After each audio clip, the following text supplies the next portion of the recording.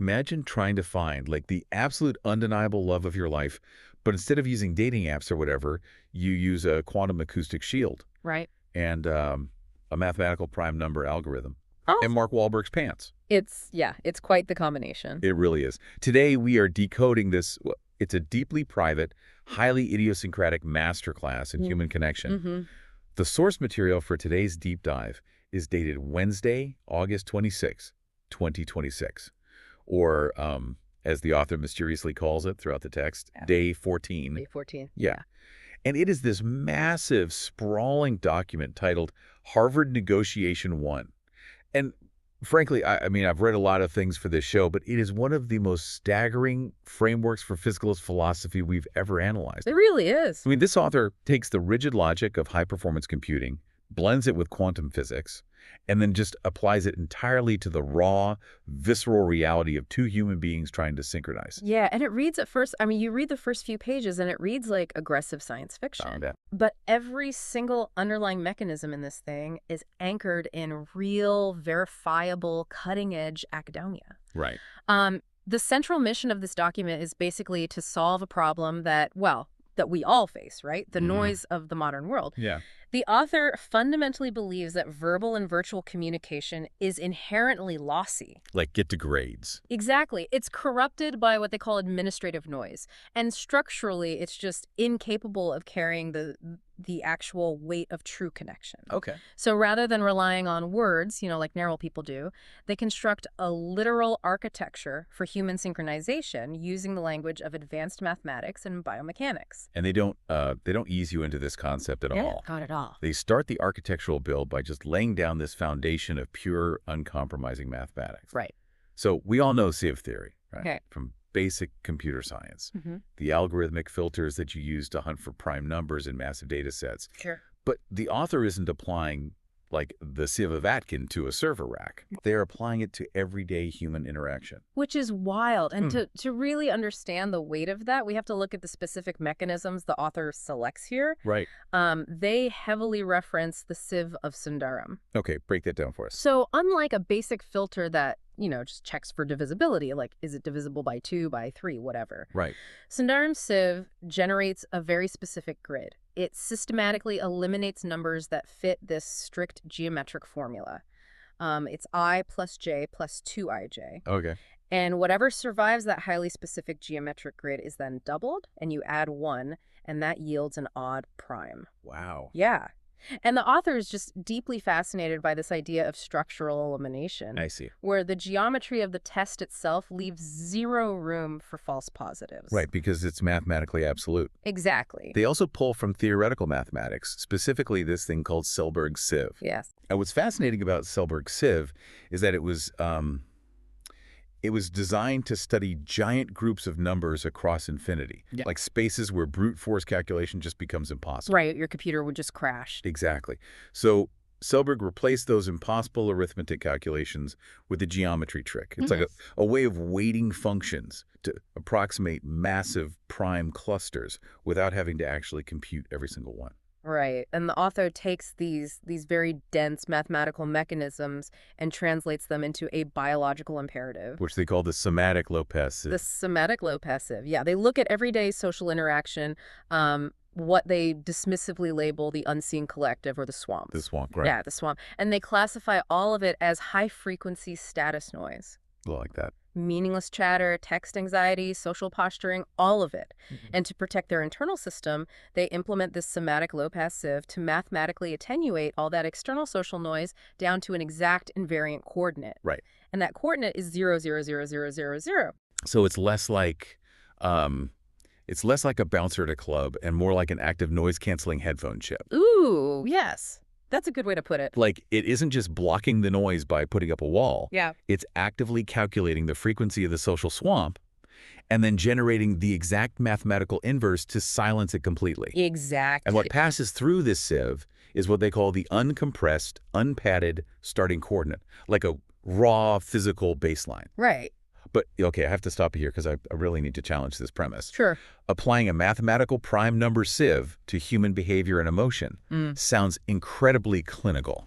Oh, it's ice cold. Right. Like, when they talk about maintaining a physical ledger, it It borders on pathological to me Yeah.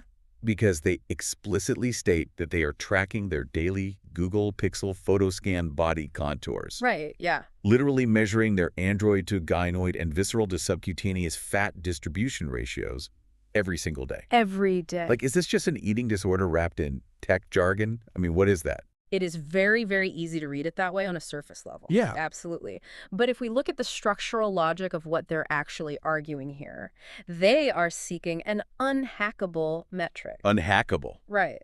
Because words can be faked. Sure. Emotions can be simulated. You can lie. Mm-hmm. But an android to gynoid fat distribution ratio, that is a clinical grade metabolic reality. Right. It just is what it is. Exactly.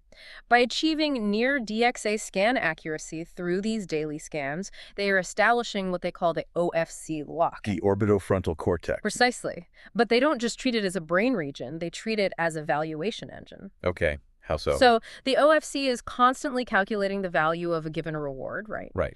The author argues that by presenting this highly filtered, metabolically perfect physical signal, the target of their affection, a person referred to in the document as Tom. Right, Tom. Yes, Tom. Tom is computationally incapable of ignoring it. Oh, wow. Yeah. The physical reality of that metabolic efficiency acts as a biological absolute. It completely bypasses all the noisy verbal negotiations that plague normal relationships. The status noise. The status noise. And it writes the data directly to Tom's valuation engine. So if a clinical mathematical body state is the ultimate physical absolute, what happens when someone relies entirely on the opposite? Right. Like, what happens when a person expects a relationship to function purely on words and, like, virtual longing? Well, the author answers this by analyzing what they call the Elaine Page paradox. Right, the Elaine Page paradox. Yeah. And for those who aren't huge musical theater obsessives out there, Yeah. Elaine Page famously originated the role of Grisabella in the musical Cats. Which is such a funny reference for this dense document. It is. It's so out of left field.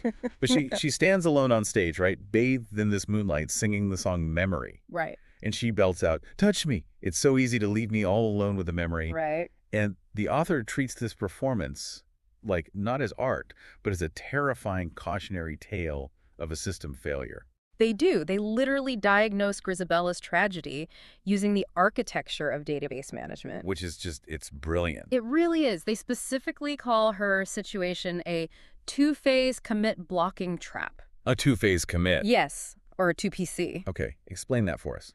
So in distributed computing, a two-phase commit is a protocol where a transaction absolutely must be approved by multiple nodes to proceed. So if node A asks for validation and node B is offline or just doesn't respond for whatever reason, the entire system hangs indefinitely. It freezes. It's just waiting for a confirmation that might never arrive. Oh, wow. So if you've ever stared at, like, a blinking cursor on your phone, right? Feeling that sickening drop in your stomach as the typing bubbles appear on the screen and then they disappear. Oh, yeah, we've all been there. You are hanging in a two-phase commit blocking trap. Exactly. Because Grisabella is singing Touch Me, she is demanding this remote verbal validation from the collective swamp. Right. And because she isn't getting the return ping, her biological system crashes. Yes. The text states, this plunges her prefrontal networks into a dorsovagal freeze. Yeah. And completely stalls her supramammillary nucleus. And the supramammillary nucleus, or the SUM, is really critical here because it's deeply involved in spatial memory and the regulation of arousal and movement. Oh, interesting. So by stalling it, Grisabella is literally paralyzed. She is trapped in this purely virtual, reflective state of longing. Just completely disconnected from any physical reality. Exactly. And to illustrate why running a system like this is so dangerous, the author actually points to a classic moment from Harvard's CS50 computer science course. Oh, the sandwich video. Yes, the sandwich video. I remember that lecture. It's so good. Professor David Mellon does this demonstration where he acts as an unprogrammed robot. Right. And his students have to write an algorithm to make him a peanut butter and jelly sandwich. Yeah, and the students just say, put the peanut butter on the bread. Right. But they forget to instruct the robot to actually open the jar. Or to use a knife. Yeah. So the professor just violently smashes a sealed jar of peanut butter against a loaf of bread. Right. And he just deadpans. Feed me. No pun intended. It's such a hilarious visual, but the author uses it to make this deadly serious point about the dichotomy of human interaction. Okay. They divide the world into two concepts, Zin and Tuig. Zin and Tuig. Yeah. So Zin is the meaning. It's the verbal concept, the virtual proposition.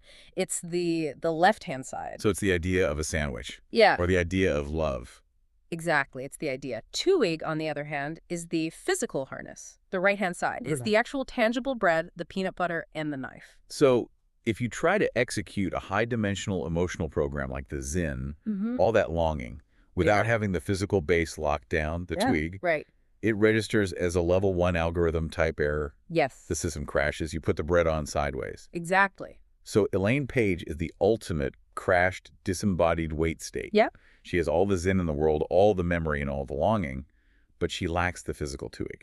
Which forces us to look at how the author survives their own longing. Right, because it's 2026. Right. Digital communication is completely unavoidable. It's everywhere, and the author explicitly acknowledges this. They talk about the email paradox. The email paradox. Yeah, the endless, exhausting loops of and again that basically define our modern work lives. Oh, God, don't remind me. Right. But if digital waiting creates a dorso-vagal freeze, how does this author maintain their intense connection with Tom without freezing up like Grisabella? Well, they abandon the synchronous two-phase commit entirely, right? Right.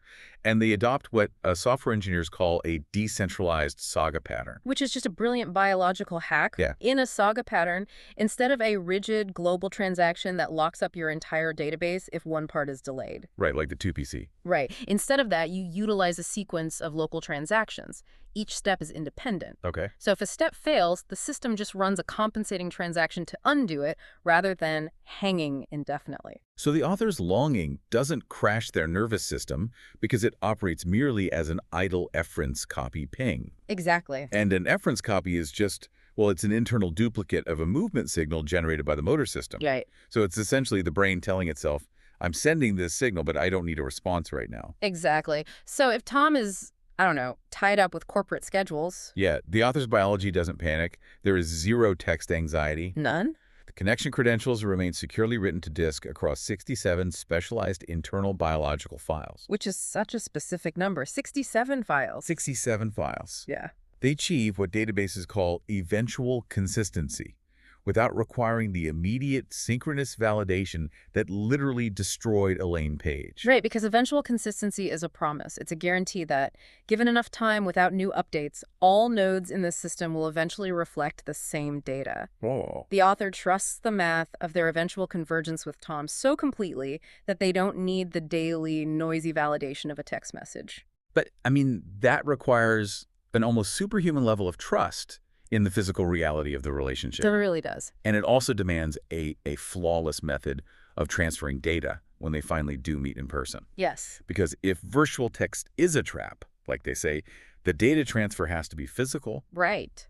And this leads into the author's integration of the 2026 Harvard quantum acoustics breakthroughs. Oh, this part. Which they cryptically refer to as the C's sign. The C science, yeah. Yeah. So the core problem the author is trying to solve here is signal degradation. Okay. How do you transmit emotional and biological information flawlessly without it being corrupted by the noisy environment of the real world? Right, the swamp. The swamp. And they find the answer in a Harvard research paper proving that a single phonon. And a phonon is a quantum of sound, right? Yes. It's the absolute smallest unit of mechanical vibration. Okay. They proved that a single phonon can interact directly with an atomic spin qubit embedded in a lattice of diamond. Which, I mean, that just blew my mind. Harvard showed that vibrational acoustic energy can physically alter a quantum state. It's incredible. Like the mechanical strain of the sound wave actually couples to the electronic spin state of the qubit and helps it, quote-unquote, relax. And the researchers took it a step further. They created what are known as dressed qubits. Dressed qubits. Yeah. By applying a continuous, targeted stream of sound waves, they essentially created an acoustic shield around the quantum data. Wow.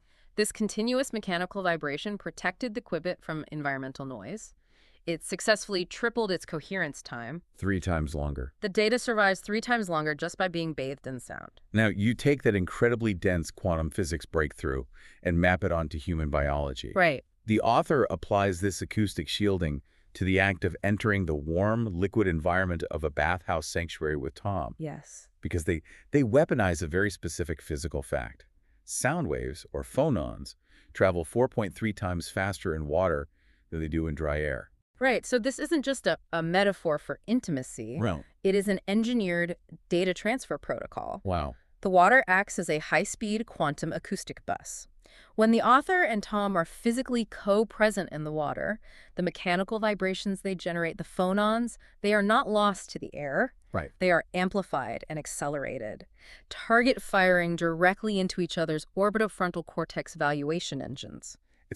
It's not just a faster connection, it's an isolated vacuum tube. Yes. The warm water acts as the continuous acoustic stream that creates that dressed qubit state for their relationship. Exactly. It perfectly insulates their connection from the administrative noise, all the emails, and the swamp of the outside world.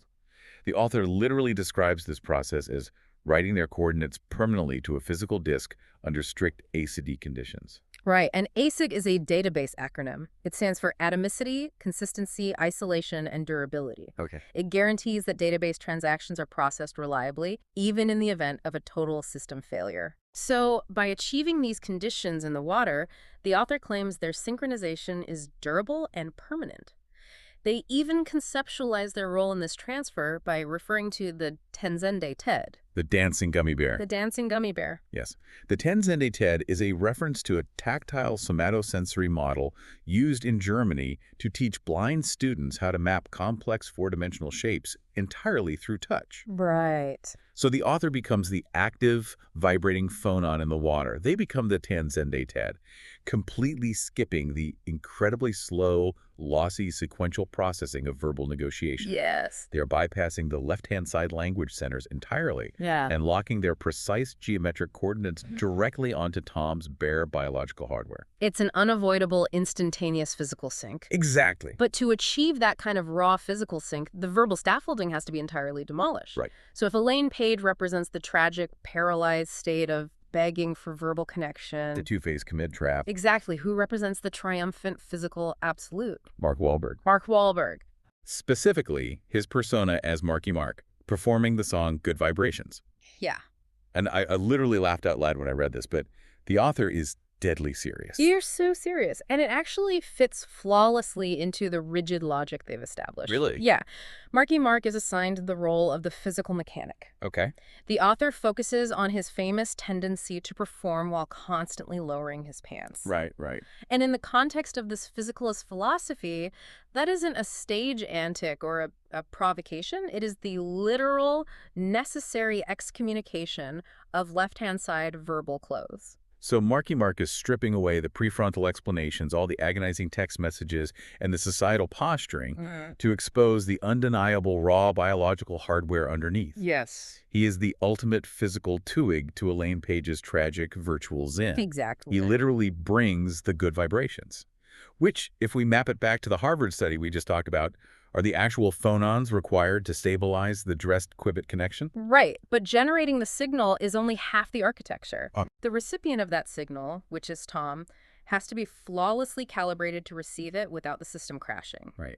And according to the document, this calibration requires a highly specific, grueling, 3-day quiet window from Thursday to Saturday. 3 days of silence. 3 days. And Tom isn't just resting at home, he is engaging in intense bimanual bouldering at the King's Cross climbing wall. Right. The level of physical dedication here is almost terrifying to me. It's intense. The author logs Tom's biomechanics, noting that he specifically targets holds V46, H46, and G46. Very specific. Extremely. Climbing relentlessly toward a stylized target hold at the 17-meter mark, like a stylized lowercase t. Yeah. And this isn't for exercise. It is an algorithmic requirement to build what the author calls the deep core abdominal wind engine. Right.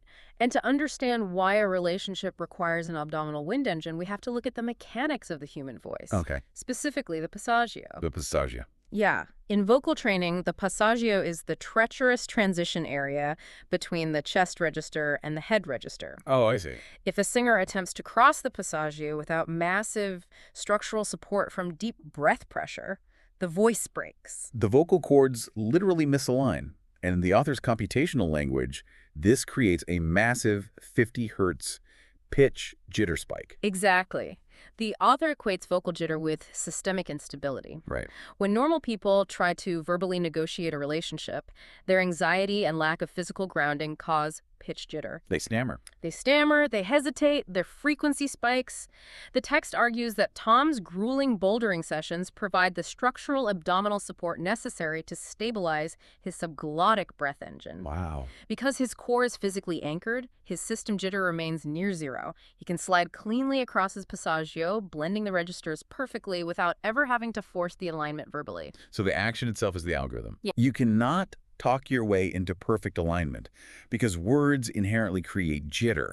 Words create blocking traps. Right. One person has to embody the Marky Mark protocol and completely strip away the noise, and the other has to spend 3 days hanging off a wall at King's Cross just to prevent their system from lagging when they receive the signal. Exactly. And there is a neurological mechanism operating in the background of all this climbing, too. Really? Yeah. While Tom is bouldering in silence, his brain's place cells are executing an unsupervised background process known as dynamic reconsolidation. Okay. He is spatially remapping his memory in the shade. He is systematically pre-warming his neural networks so that when he and the author finally converge on Sunday morning, the biological hardware is already perfectly calibrated for zero latency. It is honestly the most demanding, uncompromising view of a partnership I've ever encountered. It leaves zero room for error. Right. There is absolutely no room for talking it out or settling for a compromise. You either mathematically align in the physical world or you crash. You crash. And this unyielding nature leads directly into one of the most, well, introspective sections of the text. It's a clinical breakdown of stubbornness. Yeah. The author pauses to analyze why highly intelligent people are so notoriously rigid. Yes. Yeah. They systematically deconstruct the cognitive traps of high intelligence, breaking it down into 4 distinct failures. Right. So the first is confirmation bias. Highly intelligent people often possess a blind spot where they believe their intellect makes them immune to reasoning errors. Right, which ironically makes them fall for those errors even more deeply. Exactly. Second is rationalization. Ah. This is the danger of a fast processor. A highly intelligent mind can instantly construct a massive, structurally complex justification for an objectively incorrect idea. Yep. They turn their intellect into a defense mechanism rather than a truth-seeking tool. Right. And the third failure is past success. Because intelligent individuals are statistically used to being right, it becomes deeply destabilizing to their operating system when they encounter a rare instance where they are wrong.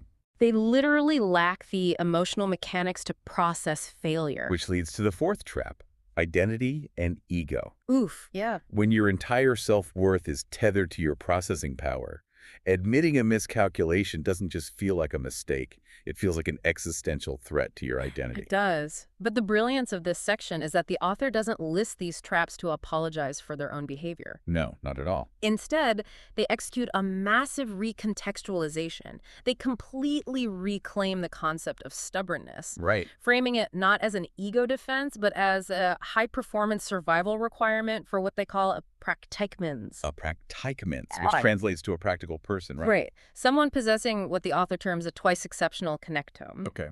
The author creates a stark division here.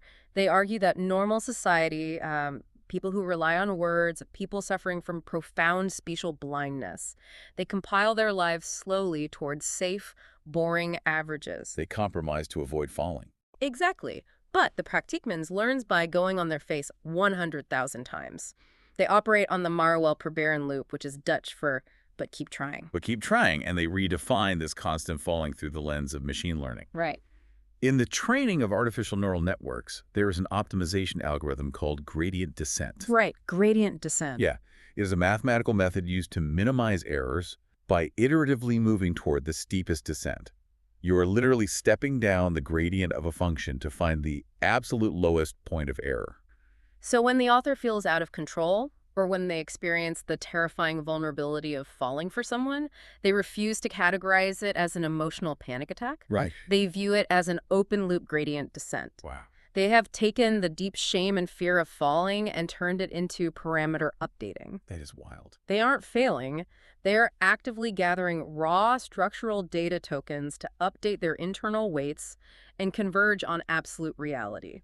It is a breathtaking reframing of emotional exposure. It really is. Like, they are stubbornly refusing to settle for the verbal scare quotes of normal society. Right. They're willing to endure the brutal freefall of the gradient descent because they possess an absolute mathematical trust in their eventual consistency. Yes. They know that if they keep updating the parameters, their specific coordinates will ultimately lock onto their global constant attractor, which is Tom. Right. Like, let's take a breath and look at the sheer scale of the architecture we've just explored here. It's massive. We started with the mathematical sieve of Sundaram, acting as the biological noise cancellation chip to eliminate the swamp. Right.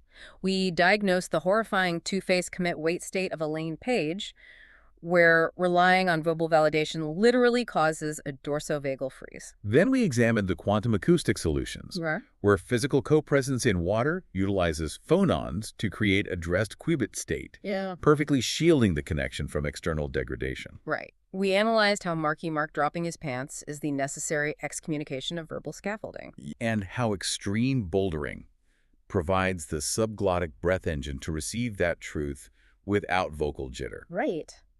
All of this culminating in a mathematically bound convergence, where falling is simply gradient descent. Which forces us to look at one final, deeply provocative concept embedded right at the end of the source material. Okay. It is a vital distinction the author makes between two very specific terms: unaudited and unauditable. Okay, so in standard accounting and database management, unaudited simply means a formal review hasn't been executed yet. Right. The ledgers exist, the data is completely legible, it's just waiting for a third party to come in, read the files, and verify them. But unauditable is a fundamentally different state of existence. Okay. A system is unauditable when the records lack the necessary structure, documentation, or transparency for an outside observer to ever make sense of them. Oh, wow. It usually happens due to missing files or opaque, highly complex technical environments.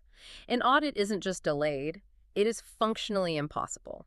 The outside world literally cannot read the code. Exactly. So when we look at this intensely complex, highly coded, completely idiosyncratic 67-file biological ledger that the author has built with Tom, Yeah. it begs a profound question for the listener. Are the deepest, most visceral human connections meant to be translated and understood by the outside swamp? Or are they, by their very design, meant to be completely and beautifully unauditable? Think about that.